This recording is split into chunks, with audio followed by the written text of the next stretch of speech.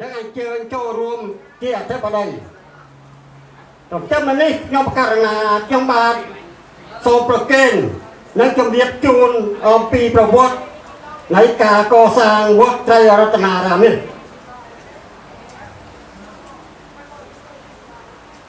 ប្រជាជនខ្មែរយើងភៀសខ្លួនបានមកដល់សហរដ្ឋអាមេរិកតាមបណ្ដារដ្ឋផ្សេងៗក្នុងឆ្នាំ1980រៀងរហូតមកដោយមានការឧបត្ថម្ភពេញបន្ទុកពីរដ្ឋាភិបាលអាមេរិកក្រោយពេលដែលបានមកដល់គោលដៅដោយសេចក្តីប៉ុនប៉ងនៃជនភៀសខ្លួនខ្មែរយើងមកអ្នកទទួលបន្ទុកផ្នែកជនភៀសខ្លួនលោកក៏ថ្ងៃធ្វើការនៅក្នុងអង្គការ USCC បានរកផ្ទះល្វែងឲ្យស្នាក់នៅតាមភូមិផ្សេងៗក្នុងរដ្ឋចរចាទោះបីយើងទាំងអស់គ្នាបានរសាត់អណ្ដែតមកដល់ទឹកដីថ្មីនៃប្រទេសមហាអំណាចពោពេញដោយសេរីភាពយ៉ាងកក់ក្ដៅយ៉ាងណាក៏ដោយនៅតែរក្សាប្រពៃណីទំនៀមទម្លាប់ជាប់រៀងរហូតមកប្រជាជនខ្មែរយើងបានមូលមតិគ្នាជាវដៃនៅផ្ទះមួយកន្លែងដែលនៅជិតក្រុមគ្រួសារខ្មែរយើងរស់នៅមានតម្លៃចំនួន$83,000តែដោយខ្វះខាតថវិកាសម្រាប់ទិញកន្លែងនោះមានស្ថាបនិក5នាក់ដំបូងគេបង្អស់1លោកចាប់សឿន2លោកថៅឈុន3លោកហុកស្រេង4លោកឈឿមញឹមបានស្មាជិករកប្រាក់រៃអង្គាសពីសប្បុរសជនតាមផ្ទះបានចំនួន$15,000យកមកទិញក៏បញ្ជាក់តែពិសេសបានលោកចាប់សំអឿនជាអ្នករ៉ាប់រងធានាខុសត្រូវតែម្ចាស់ដីគេព្រមលក់ឲ្យយើងទន្ទឹមនេះបងប្អូនខ្មែរយើងបានសម្រេចចិត្តប្រើពាក្យសុំច្បាប់បង្កើតជាវត្តអារាមដាក់ឈ្មោះថាវត្តត្រីរតនារាមដើម្បីឲ្យមានកន្លែងដ៏ជាទីមនោរម្យសម្រាប់បងប្អូនខ្មែរយើងធ្វើបុណ្យផ្សេងៗតាមច្បាប់នៃរដ្ឋស្របពេលដែលយើងទាំងអស់គ្នារងចាំការអនុញ្ញាតច្បាប់នៅថ្ងៃទី17ខែកញ្ញាឆ្នាំ1997រដ្ឋបានអនុញ្ញាតច្បាប់ជាប្រការបានប្រគល់ឲ្យមកលោកចាប់សឿនជាអតីតប្រធានវត្ត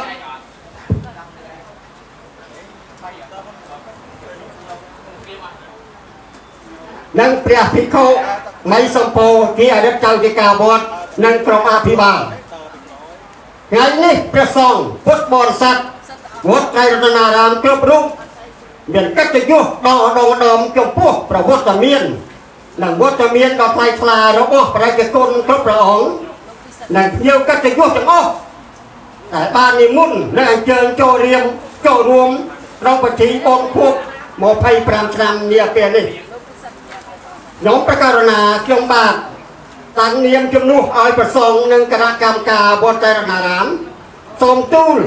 និងប្រគេនជំរាបជូននៅសមាជិកភាព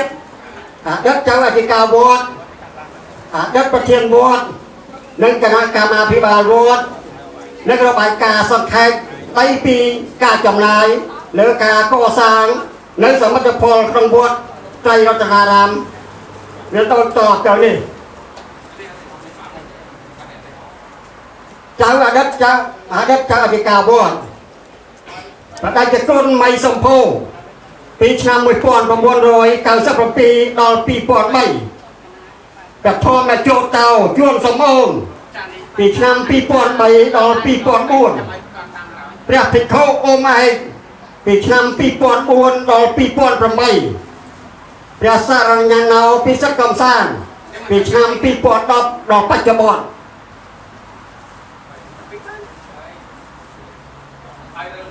អតីតប្រធានវត្ត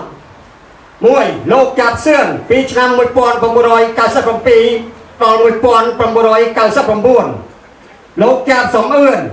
ពីឆ្នាំ1999ដល់2001លោកខៅឈុនពីឆ្នាំ2001ដល់ឆ្នាំ2004លោកប៉ុកកែនពីឆ្នាំ2004ដល់ឆ្នាំ2006លោកហ្វ្រេងកាលីនហៅលោកធៀងពីឆ្នាំ2006ដល់2010លោកខៅឈុនពីឆ្នាំ2010ដល់ពីឆ្នាំ2016លោកចាប់សឿនពីឆ្នាំ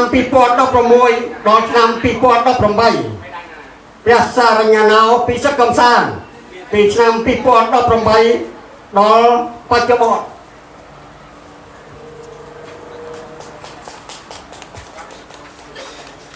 ជាប់នេះសូមរាយនាមពីគណៈកម្មការ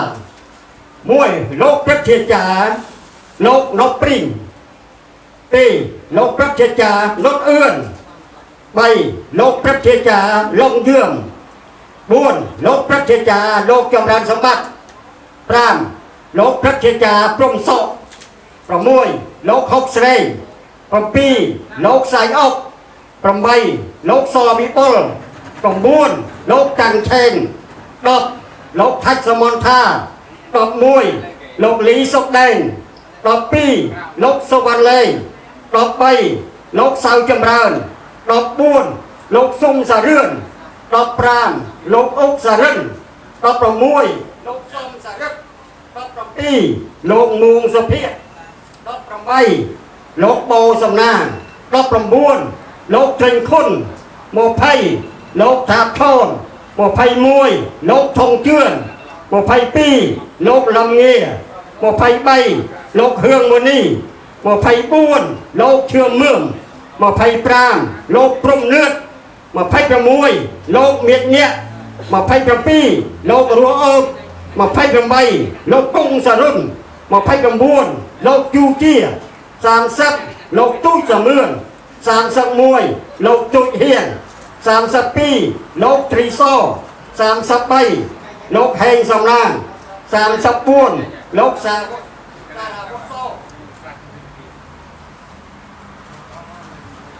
35លោកអ៊ីអេ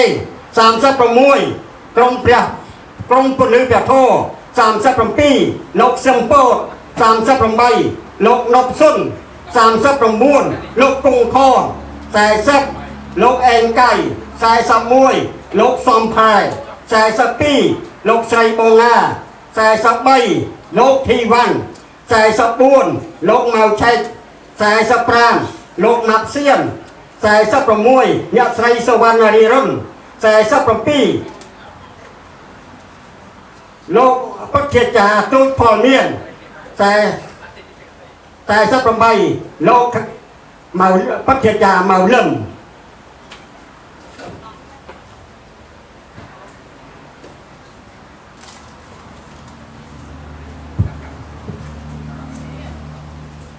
ឆ្នាំ1997ដល់ឆ្នាំ2004ស្នាព្រះហស្ថ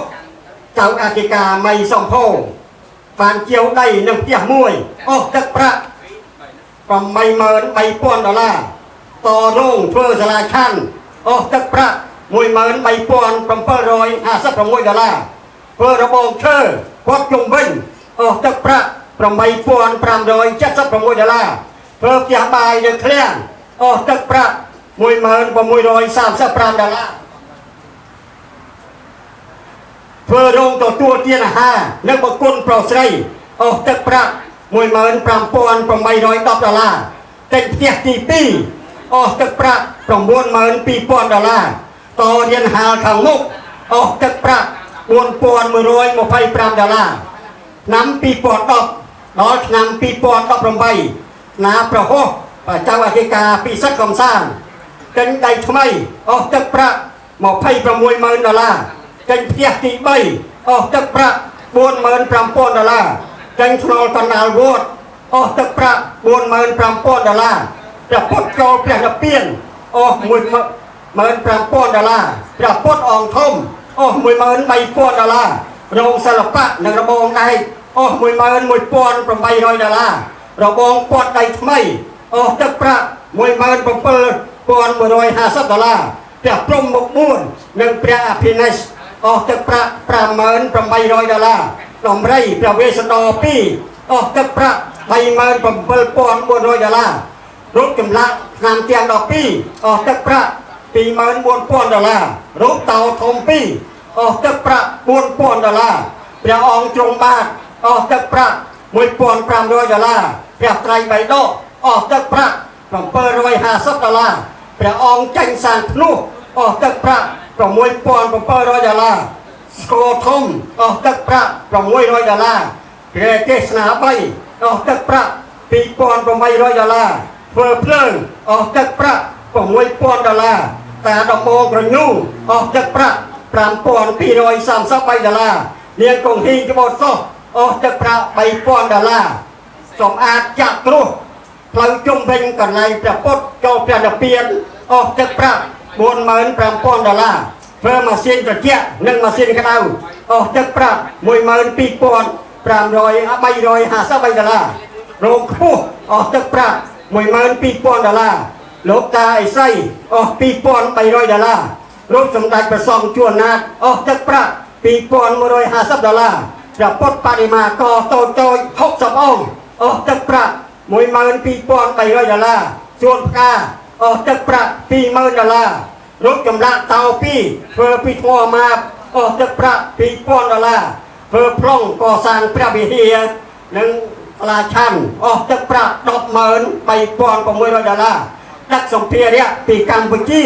អស់ទឹកប្រាក់$22,000ព្រះពុទ្ធបដិមាករ2អង្គអស់ទឹកប្រាក់$4,000ចាក់សាបទីធ្លាវត្តនិងចំណតឡានអស់ទឹកប្រាក់$15,000រោងនិងបោះសម្បុកអស់ទឹកប្រាក់$10,000សរុបទឹកប្រាក់លើគម្រោងខាងលើអស់ទឹកប្រាក់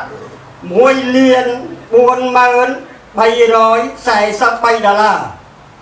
ឆ្នាំ2018ដល់ពេលបច្ចុប្បន្នស្នាព្រះហស្ថព្រះចៅអធិការសារញ្ញណោពិសិដ្ឋកំសាន្តចាប់ដើមកសាងសាលាឆាន់ព្រះវិហារនិងកែដៃសមិទ្ធផលកើតឡើងទាំងអស់នេះក្រោមការដឹកនាំកសាងដោយព្រះចៅគ្រូអធិការវត្តត្រៃរតនារាមព្រមទាំងអាចារ្យគណៈកម្មការចាស់ព្រឹទ្ធាចារ្យគ្រប់ចំនួននិងមានឧបការនិងមានការឧបត្ថម្ភគ្រប់គ្រងពីពុទ្ធបរិស័ទគ្រប់មជ្ឈដ្ឋានតាមរយៈការធ្វើបុណ្យទានផ្សេងៗដូចជាបុណ្យចូលឆ្នាំបុណ្យជុំបិណ្ឌបុណ្យកឋិនបុណ្យផ្កានិងបុណ្យលក្ខណៈគ្រួសារជាដើមយ៉ាងណាអធិបតីអស់លោកស្រីពុទ្ធបរិស័ទសប្បុរសជនទាំងអស់ជាទីរាប់អានស្ថិតក្នុងបរិយាកាសដ៏ស្ងប់ស្ងាត់នេះខ្ញុំប្រកាសណាចង់បាទឆ្លៀតឱកាសដល់ប្រពៃនេះសូមសម្ដែងនៅអំណរព្រះគុណនិងអរគុណយ៉ាងជ្រាលជ្រៅបំផុតចំពោះការខំប្រឹងប្រែងរបស់ព្រះសង្ឃអាចារ្យគណៈកម្មការនិងសប្បុរសជននានាដែលបានចំណាយទាំងកម្លាំងកាយនិងកម្លាំងទ្រព្យក្នុងការជួយឧបត្ថម្ភគ្រប់គ្រងក្នុងការកសាងនៅសមិទ្ធផលទាំងអស់នេះឡើងទីបញ្ចប់ខ្ញុំប្រកាសណាចំបាទសូមថ្លែងនៅអំណរព្រះគុណនិងអរគុណចំពោះព្រះករុណាម្ចាស់គ្រប់ព្រះអង្គជាអនាធិបតីអស់លោកស្រីពុទ្ធបរិស័ទសប្បុរសជនទាំងអស់ដែលបាននិមន្តអញ្ជើញ ជាអធិបតីនិងភ្ញៀវកិត្តិយសក្នុងពិធីបុណ្យនេះថ្ងៃនេះខ្ញុំប្រកាសណាខ្ញុំបាទសូមប្រកេតពរចំពោះប្រកាសណាគ្រប់ព្រះអង្គសូមមានព្រះសុខុមាលភាពល្អបរិបូរណ៍ព្រះបញ្ញាវាងវៃមានព្រះជន្មវស្សាយឺនយូរដើម្បីដឹកនាំពុទ្ធបរិស័ទពុះទៅរកសន្តិភាពក្នុងអមតដ្ឋានកុំបីខាត់ឡើយម្យ៉ាងទៀតសូមលើកមហាកុសលនេះជូនអស់លោកស្រីភ្ញៀវកិត្តិយសនិងពុទ្ធបរិស័ទសប្បុរសជនទាំងអស់បានជាចំណែកបុណ្យកុសលស្មើគ្នាដោយអំណាចដៃជានុភាពនៃមហាកុសលនេះសូមឲ្យលោកស្រីពុទ្ធបរិស័ទគ្រប់រូបបានបរិបូរណ៍ដោយគុណធម៌មានជោគជ័យសុភមង្គលវិបុលសុខគ្រប់ប្រការយ៉ាងក្នុងលោកនេះនិងបរលោកសូមប្រកបគ្រប់ប្រទេសនៅពុទ្ធមង្គលពរ4ប្រការគឺអាយុវណ្ណៈសុខៈពលៈកុំបីគ្លៀងគ្លានឡើយសូមអរព្រះគុណសូមអរគុណ Jeju Wat Triratanaram. The soul of the nation. Let's look at the temple fan, the overarching gate hall, that chanting hall and stupa. We see unique design, fancy sculpting art, architectural embellishment embedded within. The old Khmer ancient city monastery is the nationality treasure of Cambodia. Morality, mannerism, virtue, good conduct, tolerate compassion and mercy. A monastery or temple is cultivated nursery and is the leading step from ancient time to the present day. As a Cambodian Buddhist monk, I'm so proud to reside in this very temple. And I'm especially pleased to see many Cambodian Buddhist temples that developed, expanded, and grew in the community and statewide. And I have a great hope that every monastery or temple in the United States will be maintained and used for the benefit of promoting morality, virtues, and compassion. If we speak of monastery, it's play an important role in conservation and development of our country, such as participating in educating people to protect and uphold my identity, such as a monastery is a place for hold a public meeting and provide a public service. A monastery is the school that educate multiculturalism. A monastery is the place that grasp literature so it stay and survive forever. A monastery is the dormitory for poor students and helplessness. A monastery is the clinic and the hospital for mental health care. And a monastery is the beautiful landscape garden for public pleasure, a resort and Khmer culture. A monastery is the place to keep corpse for cremation and keep ashes and place for a condolences and support of the family. A monastery is the place of the opportunity to earn merit and perform good deed for all beings. A monastery is a shelter for being, animal, and especially bird. A monastery is the library, storage for culture for all generations. So in summary, we see that the Buddhist monastery is a great benefit. In addition, it plays an important role in conservation and development of our nationality and Cambodian community. And finally, I would like to thank Honorable Monk, Honored Guest, Executive Committee, and volunteer for participation in constructing this monastery Triratanaram from the very beginning. And may the donor and supporter continue to strive, maintain, and support this monastery for the sake of the Khmer people in the future. And please remember that the extension of culture, nationality destroyed, and culture alive, nationality glorified. And finally, with my utmost respect, may all venerable monk, lay people from all over, especially Miss Pinsui and Miss Susinat, be blessed with the four of the Buddha blessings, which are longevity, complexion, peacefulness, vigorousness, strength, forever and ever. Thank you so much. ไปคุยกองครัวประมาณนึงจอยจับนะกันนะโซนไฟบุกกุ้งบองคนบองกันนะดังนั้นโซนไฟบุกกุ้งเบาไปอัพจากอติกาไปสึกคำสานบานเจอขนมไปกะนาเจ็บเนียวเป็นติยุ่งดอกคนนี้กันนะจำเลยจะนี่เลยตีมุ้ยนะบางเป็นห้องวัด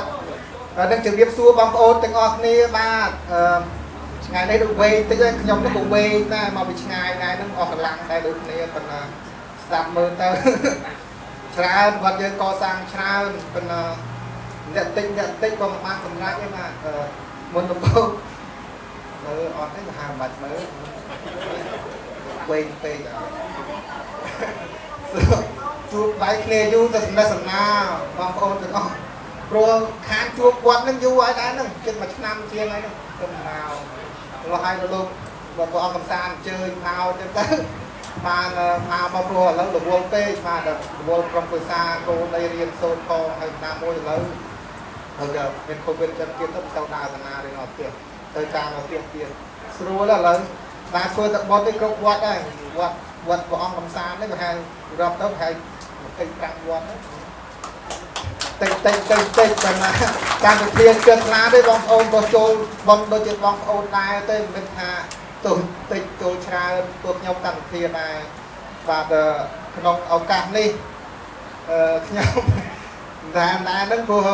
ที่เรียนนั่นคือเพิ่มเป็นเต้นมองพอมันนายเมียนนายเอาขึ้นไปยุ่งเราพวกเจ้าเลยเรียนช้างโจแต่ตอนหายตัวเตี้ยตอนไงนั่นเรียนนายเอาคุยเลยเวทกาเป็นไอ้เนื้อเชิงนั้น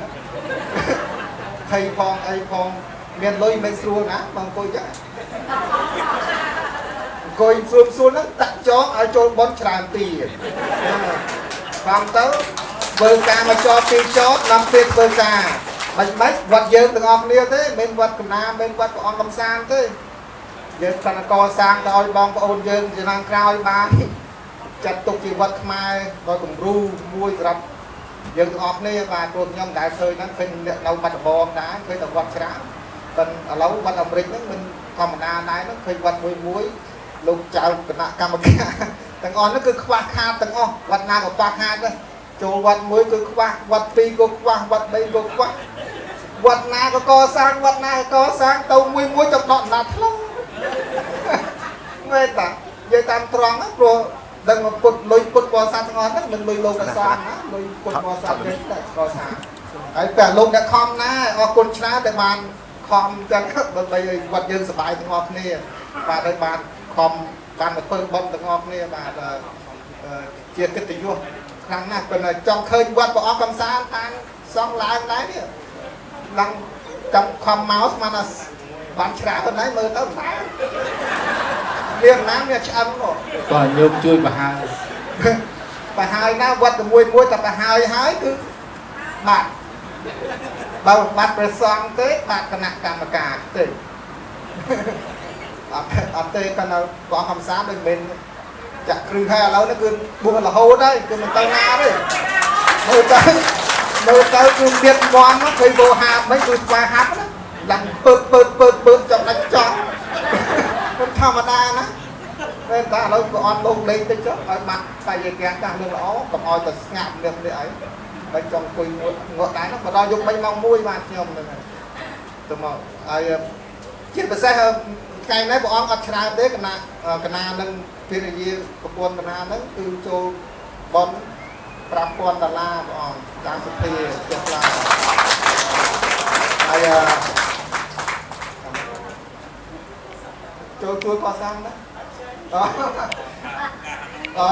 dòng ai chạy đây thành mắt cái lâu con gian hiền là cái lá cái hiền đây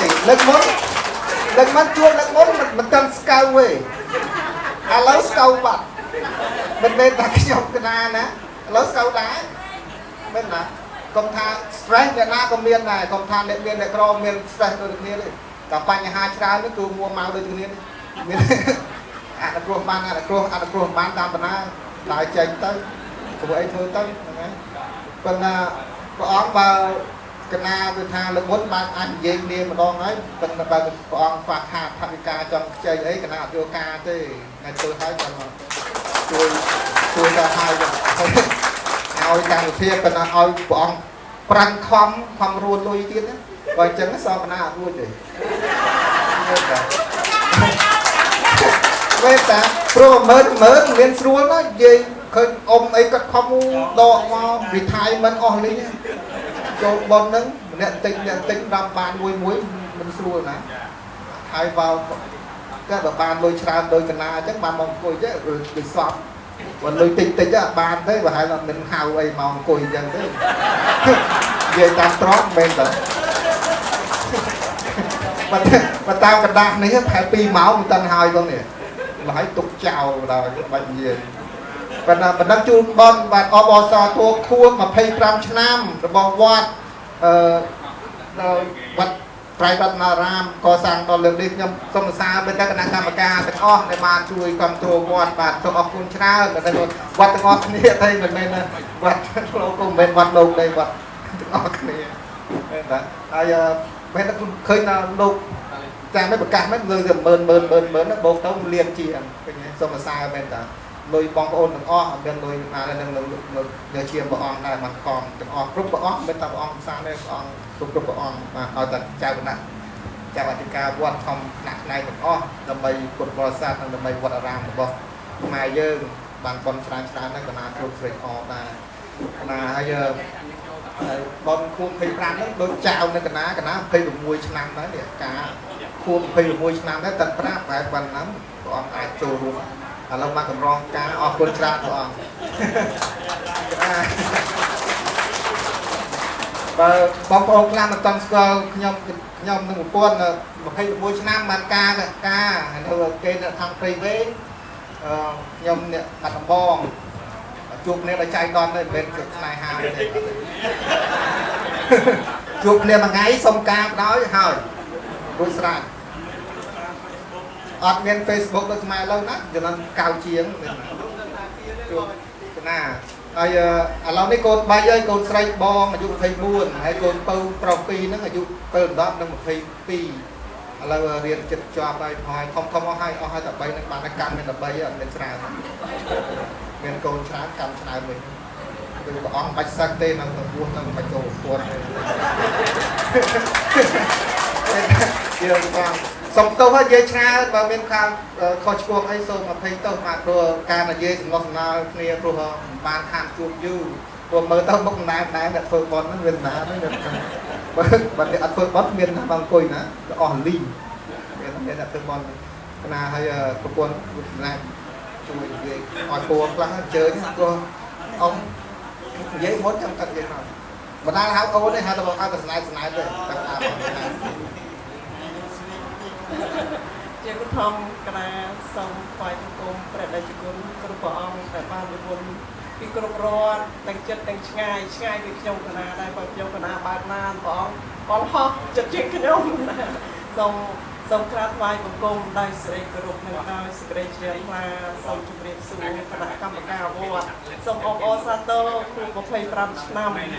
សូមអបអរសាទរហើយសូមជំរាបសួរបងប្អូនចាអ៊ំវិញមានទាំងអស់ហ្នឹងហើយសូម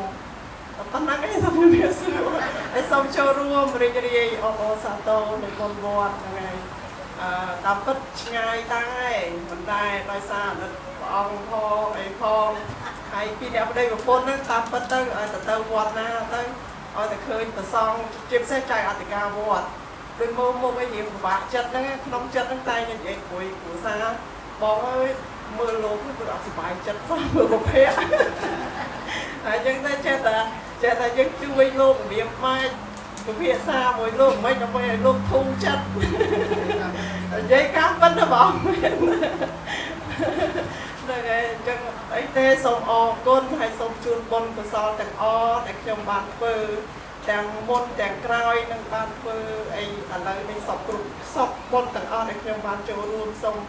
ឧទ្ទិសកុសលផលបុណ្យទាំងអស់ជូនដល់ជាពិសេសដាច់គុណគ្រប់ព្រះអង្គ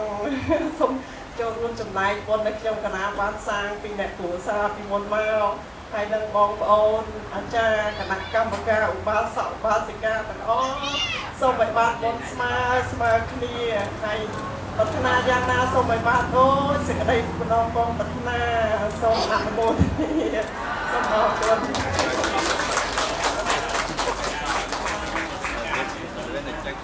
ខ្ញុំកណាត់អង្គចង់ខ្ចីប្រមាណផងប្រមាណក៏បានដែរដើម្បីឲ្យព្រះអង្គហ្នឹងឲ្យឆាប់ហើយ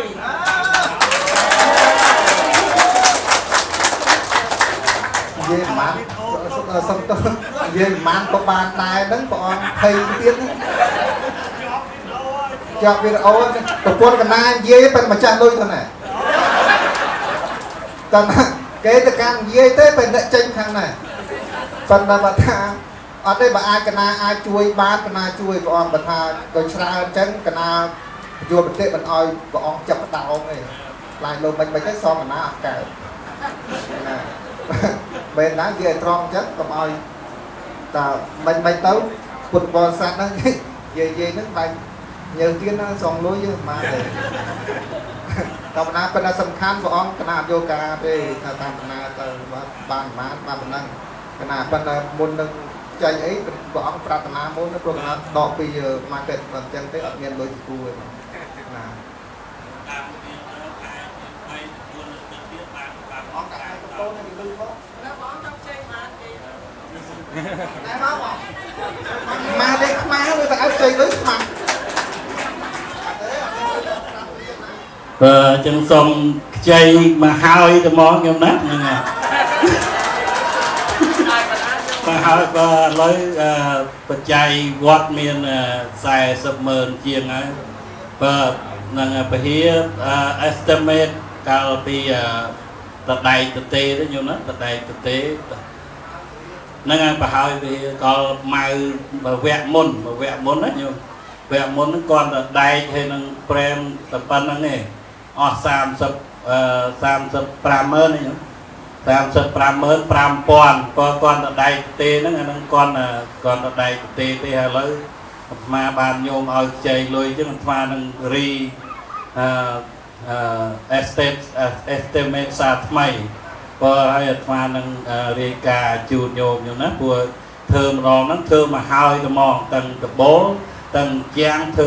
មកចប់ហ្មងខ្ញុំណានឹងមកតួពហិទេអត់គិតរឿង parking lot អីទេហ្នឹងហើយបើឥឡូវមានសង្ឃឹមថាបុណ្យហើយអាចឡើងបាន500000ហ្នឹងហើយបើឥឡូវមាន400000ជាងហើយនិយាយឲ្យត្រង់អត់លាក់ទេបើហ្នឹងឥឡូវបើពហិនេះមកហើយអាចមកលៀនកន្លះបើហ្នឹងហើយមិញយើងដូចយើងស្ដាប់ច្រឡំព្រះអង្គត្រូវការ350,000ព្រះអង្គមាន40មានមិនអត់ខ្ចីណាលើ50ហ្នឹងគិតមើលខ្ចីមិនកើតបើធ្វើ350ព្រះអង្គមានដល់ចិត្ត350អត់មានដៃទេដៃទេនិយាយថាដៃប្រាប់ដៃតាំងទាំងអស់ប្រាប់ទាំងអស់អត់តាំង estimate ហើយទៅលើកមុនឬថាមកលៀនជាងមិនតាន់កើត COVID ហ្នឹង builder គេ estimate មកលៀន300000មកហើយទាំងអស់ហ្មងឥឡូវ everything change ហ្នឹងឆេងហ្នឹងមែនអាត្មាឆេងចិត្តអាត្មាទេទីផ្សារវាឆេងហ្នឹងដែកស្អីដូចញោមទៅទិញទឹកស្អីទឹកស្អ៊ីវក៏មុនតែ$5ឡើង$11ហ្នឹងហើយដែកស្អីទាំងអស់សំងអីឡើងទាំងអស់បើអញ្ចឹងបើនឹង estimate បើនឹងមកលៀន300000ទៅហ្នឹងយើងកលយើងមិនទាន់កើត COVID តែតួមកទាំងអស់ហ្នឹងគឺមកលៀន300000ឥឡូវអាត្មាធ្វើអស់មកលៀនហើយគាត់តែមកតាមពីបាតក្រោមមកបើនៅខ្វះប្រហែលមកលៀនអីទៀតហ្នឹងមកអត់ទេមើលញោមស្ដាប់ច្រឡំញោមមើលកលអាត្មា estimate ទាំងអស់មកហើយក៏មិនទាន់កើតកូវីដហ្នឹងគេថា1លាន30ម៉ឺនខ្ញុំស្ដាប់ឲ្យបានហ្នឹងហើយហើយតាំងពីក្នុងអាត្មាធ្វើរេះលុយពុតបរិស័ទជើងវត្តហ្នឹងអស់ចូលតែ1លានហើយព្រោះហ្នឹងមិនមែនថា1លានទេថែម30ម៉ឺនហ្នឹងហើយទេគឺដល់ estimate សាថ្មីហ្នឹងហើយ1លាន30ម៉ឺនហ្នឹងហើយនឹងកើនទៀតពួកមួយជា2មួយជា3បើហ្នឹងយល់ទេខ្ញុំស្ដាប់តន់ណា do you understand ហ្នឹងហើយពីលោកខ្មែរមិនសូវ understand ដាក់ English គឺផ្ទះដៃអបអសាទរមកហើយព្រះវិហារតួព្រះវិហារណាមិនឲ្យទៅផ្ទះដៃទៅហ្នឹងនិយាយខ្មែរស្ដាប់បានចង់អង់គ្លេសពេលណាសិស្សអ្នកចាប់ហៃស្គូលដូចគ្នាតាមអញ្ចឹងលើកមុនបើតាមមតិព្រះអង្គមិនថា1លាន3លើកមុនធ្វើហើយប៉ុន្តែឡើងឥឡូវ1លាន3ទៀតដើម្បីសកសាប់សាំសងធ្វើហើយតែថវិកាមាន4ទៅ5លាន40ម៉ឺនទៅហាក់ទៅ5ម៉ឺនបើចង់ឲ្យទៅ50ដល់ខ្វះខុស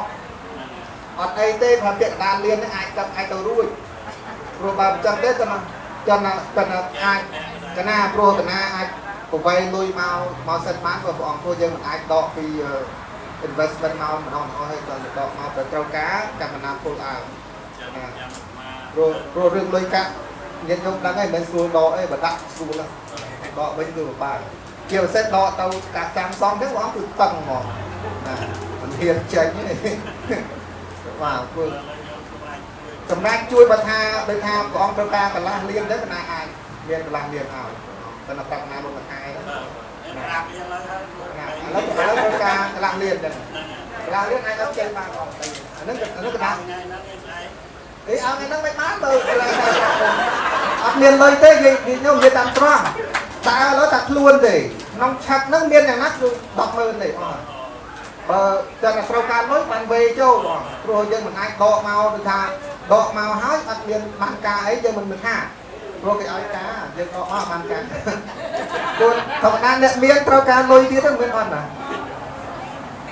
អត់ទេខ្លួនពាក់កៅអៅពេលនិយាយរឿងលុយទៅទេ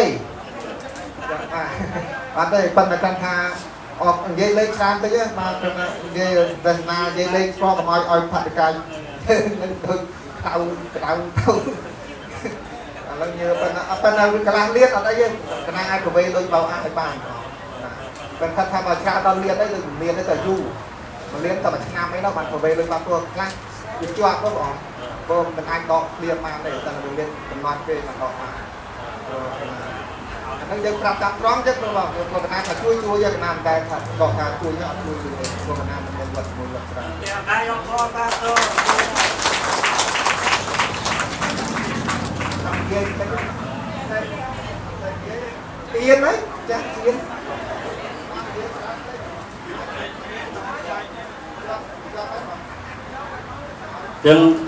ចឹងបាន50ម៉ឺនណាហើយបើហ្នឹងឲ្យខ្ចី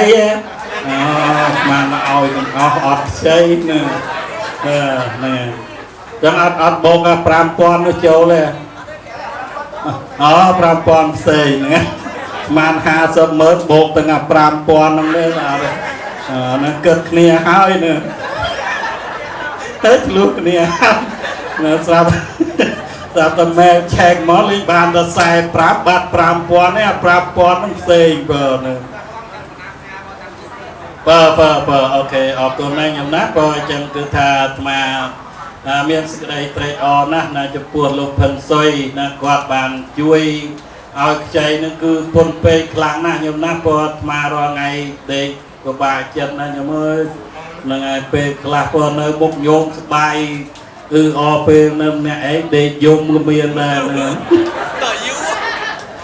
នឹងទឹកភ្នែកមកពីណាទេជារត់ស្តៀងស្រីវិញឆ្នាំបបែចឹងគិតច្រើនបើហ្នឹងឯងយំឡើងជោគខ្នើយអស់ហើយមើលទៅពហិច្រេះអស់លេងញោមហ្នឹងឯងចេះដែកអស់បើហើយចឹងសូមអរគុណណាស់បើចំពោះទឹកចិត្តរបស់ញោមអាត្មាទៅការប្រាក់ទៅខ្ចីបែងគេរីខ្វាយអាត្មាធ្លាប់លើពីសាបើ fail down ទាំងពីរបើដោយសារយើងវត្តអាត្មានេះ អត់ដែលធ្វើតាក់បើគេរីខ្វាយតាក់3ឆ្នាំបើរីខ្វាយតាក់3ឆ្នាំអាត្មាអត់ដែលធ្វើទេវត្ត non profit organization ប៉ុន្តែវត្តខ្លះគេធ្វើប៉ុណ្ណឹងហើយវត្តអានេះអត់ដែលនិយាយត្រាំអត់ដែលធ្វើទេហើយបើអញ្ចឹងសូមចម្រើនពរថាអាត្មាហ្នឹងហើយគេថាបើចង់បានលុយច្រើនអញ្ចឹងក៏មានអ្នកខុសសាយ5នាក់មាន credit ល្អហើយអញ្ចឹងឥឡូវអាត្មារកគេបានគេខ្លាចវត្តក៏ដែរបើឥឡូវថ្ងៃនេះបានញោមឲ្យខ្ចី50,000ដោយឥតមានការប្រាក់ព្រោះអាត្មាមានសេចក្តីត្រេកអរណាស់ហ្នឹងអាត្មា estimate ខ្លួនឯងទេមិនទាន់សម្រេចពី builder ទេគឺថាការគិតរបស់អាត្មាព្រោះអាត្មាបាន estimate មួយសារហើយព្រោះគាត់ទៅដៃប្រទេសហ្នឹង35,000ព្រោះអញ្ចឹងគឺថាញោមបានឲ្យមកប៉ុណ្ណឹងសង្ឃឹមថាឲ្យមកតួអាគារហ្នឹងតែម្ដងព្រោះហើយនៅ parking lot ហ្នឹងក៏កន្លះលានជាងទៀតដែរញោមហ្នឹងក៏ចឹងអាហ្នឹងចាំគិតតទៅទៀតអាហ្នឹងពឹងលើពុទ្ធបរិស័ទចំណុះជើងវត្តឲ្យជួយចោះបើចង់ចតឡានស្រួលតទៅជួយយកម្នាក់មួយបើឲ្យម្នាក់មួយនោះមិនថ្លៃទេញោមណាparking lot មួយយ៉ាងច្រើន 5,000 ហ្នឹងអត់ហ្នឹងហ្នឹងតិចច្រឡំ5រៀលនិយាយលេងទៅខ្ញុំសូមអធិស្ឋានចឹងសូមបន្តទៅទៀតឲ្យសូមឱកាសបន្តិចព្រោះនឹងសូមត្រេកអរណាស់ចំពោះញោមដែលជាគណៈកម្មការវត្តខ្មែរចរចាប្រវត្តិធម្មជោតការាប្រវត្តិតេជវ័នប្រវត្តិសវណ្ណគិរីណាដែលបានចូលរួមជាអធិបតីចឹងសូមផ្ទះដៃអបអរសាទរមួយញោមភ្លេចមិញញោមណាសូមអធិស្ឋានអរគុណណាស់ព្រោះតែញោមបានមកផ្ដល់កិត្តិយសជាពិសេសគឺវត្តទាំង5មានការតំណាក់តំណងជួយគ្នាទៅវិញទៅមកបនទានហៅគ្នាទៅវិញទៅមកគឺសូមបិណ្ឌបាតប្រគុណម្ចាស់គ្រប់ព្រះអង្គក៏ដូចជាគណៈកម្មការសូមមេត្តារក្សាសាមគ្គីភាពគ្នានេះបន្តទៅមុខទៀតដើម្បីជាតិនិងសាសនារបស់យើងទាំងអស់គ្នាសូមអនុមោទនាជាកិច្ចបន្តដោយអ្វីដែលនឹងនមស្ការចំពោះព្រះថេរានុថេរៈគ្រប់ព្រះអង្គដោយសេចក្តីគោរពសក្ការៈផងដែរចម្រើនពរដល់ញោមឧបាសកបារិកាគណៈកម្មការពុទ្ធបរិស័ទទាំងអស់ដែលបាននិមន្តនិងអញ្ជើញមកអំពីរដ្ឋផ្សេងក្នុងនោះមានញោមឧបាសកចាបសឿននិងក្រុមគណៈកម្មការវត្តត្រៃរតនារាមញោមគណៈកម្មការវត្តខ្មែរចរចាញោមគណៈកម្មការវត្តធម្មជោតិការាមញោមគណៈកម្មការវត្តសវណ្ណគិរីរដ្ឋចរចានិងពុទ្ធបរិស័ទទាំងអស់អញ្ជើញមកពីបណ្ដារដ្ឋផ្សេងក្នុងនោះមានញោមប៉ោផិនសុយនិងញោមសុសិណែតដូចជាញោមអមរាដោយសេចក្តីរាប់អានក្នុងព្រះធម៌ថ្ងៃនេះជាថ្ងៃសៅរ៍9កើតខែស្រាបឆ្នាំខាលចត្វាស័កពុទ្ធសករាជ2566ត្រូវនឹងថ្ងៃទី6ខែសីហាឆ្នាំ2022ជាទិដ្ឋីដ៏ល្អប្រសើរដំណើររូបិយនៅពុទ្ធសីមាវត្តត្រៃរតនារាមក្រុងអលិនតាចរចាសហរដ្ឋអាមេរិកបាននឹងកំពុងប្រារព្ធពិធីបុណ្យខួបគម្រប់25ឆ្នាំនៃការកកើតវត្តនេះឡើងព្រះករុណាម្ចាស់គ្រប់អង្គជាទីសក្ការៈអស់លោកអ្នកពួកពុទ្ធបរិស័ទទាំងឡាយញោមផិនសុយគាត់មានប្រសាសន៍មាញ់ថាអ្នកមានលុយពិបាកអញ្ចឹងឡើងមកអង្គុយលើមិនស្រួលទេហើយដល់ខ្ញុំកណ្ណាអាត្មាភាពអបច្ច័យកាន់តែពិបាកជាងគាត់ទៅទៀតផងចង់ថ្លែងពីអីនិយាយមិនចេញពិសេសការតំណាក់តំណងគ្នាបរិវាំងគ្រូចារិកាវត្តត្រៃរតនារាមនិងញោមទាំងពីរអំពីការជួយឲ្យបច្ច័យខ្ចីដើម្បីនឹងកសាងព្រះវិហារនិងឲ្យបានដំណើរការទៅមុខសម្រាប់ជាខឿនវប្បធម៌ខេមរៈជាតិពុទ្ធសាសនាខ្មែរនៅវត្តត្រៃរតនារាមរដ្ឋចរចាយើងនេះហើយមែនតែនទៅខ្ញុំកណាអាត្មាភាពជាគណៈធិបតីថ្ងៃនេះ បន្ទាប់អំពីដៃគុណបញ្ញាបទីបោសែនសុខឿនជាវិចារិកាវត្តខ្មែរប៉ារីឡៃនៅក្រុងបលារដ្ឋារដ្ឋផែនស៊ីវញ្ញាពុំបាននិមន្តមកក៏ធ្លាក់បរិយមកខ្ញុំកណាអាភិបជាបន្តជាមួយលោកគ្រូជុតទេខុនតុយមួយផ្នែកទៀតក្នុងនាមខ្ញុំកណាអាភិបជាប្រធានគណៈកម្មការវត្តខ្មែរចរចាក៏ដូចជាគ្រូចារិកាក្នុងនោះក៏ជាប្រធាននៃគណៈកម្មការនយោបាយនៃពុទ្ធិកសមាគមព្រះសង្ឃខ្មែរសហរដ្ឋអាមេរិកបានជំនុំគ្នានៃស្ថាប័នដឹកនាំព្រះសង្ឃនៅសហរដ្ឋអាមេរិកដែលមានចំនួនប្រមាណ400អង្គនិងវត្តចំនួន143ឃើញថាថ្ងៃនិងសប្តាហ៍នេះនៅវត្តខ្មែរទាំងពីរនៅសហរដ្ឋអាមេរិកគឺវត្តមណ្ឌលពុទ្ធសាសនានៅទីក្រុង Providence Rhode Island ក៏បានរដ្ឋនានិមន្តខ្ញុំគណៈអាភិបនិងដៃគុណប្រធានអធិបតីមង្សាងទៅចូលរួមពិធីបុណ្យឆ្លងរបងពុទ្ធវិស័យនិងកាត់ខ្សែបូននៅទីនោះក៏ប៉ុន្តែព្រះគ្រូចារិកាស្រញ្ញណោពិសិដ្ឋកំសាន្តប្រសង់គណៈកម្មការពុទ្ធបរិស័ទវត្តត្រៃរតនារាមអលង្ការចរចាក៏ប្រារព្ធពិធីបុណ្យខួបគម្រប់25ឆ្នាំហេតុដូច្នោះគណៈកម្មការប្រតិបត្តិដឹកនាំដោយដៃគុណនិងអធិបតីមង្សាងនិងដឹកនាំក្រុមប្រតិភូឆ្ពោះទៅកាន់ក្រុង Providence Rhode Island ប្រារព្ធពិធីនៅទីនោះហើយខ្ញុំគណៈអាភិបជាគណៈកម្មការនយោបាយក៏នៅចូលរួមក្នុងពិធីខួប25ឆ្នាំដែលមានបដិគុណជុតទេខុនតុយដៃគុណយើងមន្ត្រីដៃគុណនឹងហើយដតីទៀតនឹងហើយជាគណៈកម្មការនយោបាយនិងគណៈកម្មការប្រតិបត្តិក្នុងនោះមានគ្រូចារិកាស្រញ្ញណោសំសានជាប្រធាននៃគណៈកម្មការឃោសនានិងផ្សព្វផ្សាយរបស់ពុទ្ធិកសមាគមព្រះសង្ឃខ្មែរសហរដ្ឋអាមេរិកហើយដូច្នោះហើយខ្ញុំគណៈអាភិបពុំបានយកតួនាទីនិងឋានានុក្រមរបស់ខ្លួននៅវត្តខ្មែរចរចាឬក៏នៅពុទ្ធិកសមាគមព្រះសង្ឃខ្មែរមកថ្លែងក្នុងឱកាសនេះទេគ្រាន់តែក្នុងនាមខ្ញុំគណៈអាភិបជាភិក្ខុសង្ឃមួយអង្គ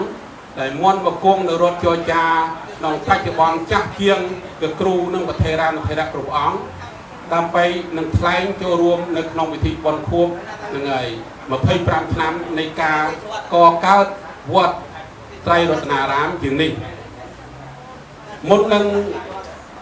ចម្រើនពរប្រគិនពរអំពីវត្តនេះសូមលើកអំពីញោមផិនសុយនិងញោមស៊ូស៊ីណែតដែលបានបញ្ចុះបឋមសាលាវត្តខណ្ឌយារាមកសាងព្រះវិហារកាលនោះនិមន្តអាត្មាទៅសម្ដែងធម៌ទេសនាញ៉ាំបាក់ញោមបានបូជាវិច័យធម៌ទេសនារហូតកសាងព្រះវិហារនៅទីនោះហើយប្រគេនពិសនីខាននាមមកបានរហូតដល់ជិត20ឆ្នាំដែលហ៊ានខលទៅញោមទេបងនឹងអត់ដែលឃើញខលទៅញោមទេព្រោះថាចាំជួបញោមចម្រើនពរផ្ទាល់ធ្វើវេទិកាអញ្ជើញឡើងចឹងដែរបងព្រោះឆ្នាំ2010ជូលៃពនោះមានពិធីបុណ្យបញ្ចុះខណ្ឌសីមាវត្តខ្មែរចរចានិមន្តព្រះសង្ឃនឹងហើយនឹងអញ្ជើញពុទ្ធបរិស័ទតាមរយៈប្រូក្រាមទូទៅនៅសហរដ្ឋអាមេរិកហើយញោមក៏អញ្ជើញមកដែរពុំបានអញ្ជើញឡើងវេទិកាទេពេលនោះកសាងរួចហើយគិតថាត្រូវទីបំផុតខុសសោះបើទុកឆ្អឹងទៅទេប្រហែលជាធោបានមកទៅបងចម្រើនពរចឹងតទៅទៀតប្រសិនណាបើមានកិច្ចការអញ្ជើញញោមពរមើលស្បត់ផងប្រឆ្នាំទៅញោមផ្ញើស្បត់ Happy New Year មកអាត្មាឆ្នាំ2021ទៅអនណាញោមពីដល់អាត្មាមិនបានឆ្លើយតបទៅញោមចាំឆ្លើយតបតាមម៉ៃក្រូហ្វូនម្ដងចេះបងនឹងជូនពរជ័យញោមបានសុខចម្រើនជាមួយលោកពុទ្ធធីតាកូនចៅបងសារយថ្មីម្ដងទៀតនៅក្នុងដំណើរការនៃការកសាងវត្តត្រៃរតនារាមក៏ដូចជាវត្តនានាជាពិសេសវត្តនេះតាមខ្ញុំកណាអាភិបបានស្ដាប់នៅញោមចាបសឿនដែលដឹកជា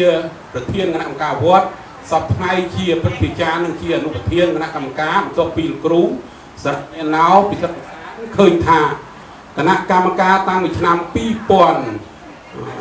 តាំងពីឆ្នាំ1997រហូតមកដល់ពេលនេះមាន9អាណត្តិហើយ9អាណត្តិនេះ មានព្រះប្រធាននិងប្រធានចំនួន7អង្គនឹងរូបដោយញោមចាក់សឿននិងញោមខៅឈុនគាត់ទទួលព្រះជាប្រធាន2ដងរហូតគណៈកម្មការវត្តដែលរៀបរាប់ឈ្មោះអំបញ្ញមិញហ្នឹងរហូតដល់ទៅ48រូបដោយអត់មានរាប់ប្រវត្តិមានរបស់ព្រះគ្រូពិសិដ្ឋកំសាន្តគ្រូចារិកាទេហេតុដូច្នោះបើបូករួមទាំងប្រវត្តិមានគ្រូពិសិដ្ឋកំសាន្តផងឃើញថា50រូបនឹងអង្គជាងហើយធរណីការបស់គ្រូពិសិដ្ឋកំសាន្តសារញ្ញណោក៏ដូចជាប្រសាសន៍របស់ញោមចាប់សឿនគឺមានកម្លាំងខ្លាំងមានសង្ឃឹមខ្លាំងមានឥទ្ធិពលខ្លាំងសង្ឃឹមថាការកសាង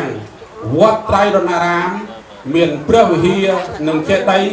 ក៏ដូចជារក្សាវត្តនេះឲ្យបានគង់វង្សតរៀងទៅអនុមោទនាប្រកាសណាម្ចាស់គ្រប់ព្រះអង្គឲ្យលោកអ្នកពុទ្ធបរិស័ទទាំងឡាយនៅក្នុង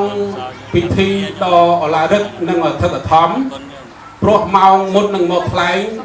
5:40នាទីហើយ4:40នាទីហើយជិតម៉ោង5ហើយហេតុដូច្នោះនឹងប្រកាសណាម្ចាស់គ្រប់ព្រះអង្គគង់នៅលើនឹងវេទិកានិងអស់លោកគណៈកម្មការអង្គុយនៅលើហាក់បីដូចជាច្រើនជាងញោមអ្នកស្ដាប់ម្ដងទៅនេះម្ដងទៅនោះដោយសារអាការៈផ្សេងហេតុនេះខ្ញុំកណាអាត្មាភាពមិនយកវេទិកានេះដើម្បីឲ្យអូសបន្លាយពេលវេលាវែងទេគ្រាន់តែបញ្ជាក់សង្ខេបអំពីប្រវត្តិនិងការរៀបរាប់អំពីវត្តអារាមនៅក្នុងដំណើរការនៃការកសាងតាំងពីនៅប្រទេសកម្ពុជាមានភូមិរហូតដល់តំបន់នានាមានសហរដ្ឋអាមេរិកជាដើមមានសេចក្តីថាវត្តអារាមគឺជាទីកន្លែងប្រតិបត្តិប្រកបដោយមនសិការសប្បាយរីករាយក្នុងផ្លូវកុសលវត្តអារាមគឺជាកន្លែងសម្រាប់បំពេញនៅបុណ្យកុសលផ្សេងមានបុណ្យថ្នាក់ជាតិអន្តរជាតិទូយ៉ាងបុណ្យចូលឆ្នាំកឋិនជុំបិណ្ឌនិងបុណ្យខួបវត្តនេះជាដើមវត្តអារាមគឺជាកន្លែងសុខកាយនិងស្ងប់ចិត្តកាលណាបើពុទ្ធបរិស័ទបានអញ្ជើញមកហើយនឹងបានបណ្ដុះនៅពុទ្ធិគឺចំណេះវិជ្ជាទាំងផ្លូវលោកនិងផ្លូវធម៌បានទាំងការស្ងប់ចិត្តនិងសុខកាយដោយសារទីវត្តអារាមគឺជារំរកដ៏សុខសាន្តជាកេរដំណែលនៃវប្បធម៌ខេមរៈពុទ្ធសាសនាហេតុដូច្នោះហើយព្រះករុណាម្ចាស់គ្រប់ព្រះអង្គឲ្យលោកអ្នកពួកពុទ្ធបរិស័ទធ្វើបុណ្យខួបជូនមេត្តាបិតាធ្វើបុណ្យខួបប្រគេនគ្រូជាយាចានោះគឺជាឧបការៈគុណរបស់អាណាយបុគ្គលជាមេត្តាបិតាជាគ្រូជាយាចារបស់ខ្លួនរបស់ក្រុមនិងរបស់គណៈរបស់ជាតិចុះពិធីបុណ្យខួបសម្រាប់វត្តនីមួយៗមានវត្តត្រៃរណរាមជាដើមតើធ្វើបុណ្យនឹងសម្រាប់អ្វីហេតុដូច្នោះសូមប្រគេនចម្រើនពរថាវត្តអារាមគឺជាមជ្ឈមណ្ឌលហេតុនេះសូមប្រសង់និងពុទ្ធបរិស័ទត្រូវថែរក្សានៅមជ្ឈមណ្ឌល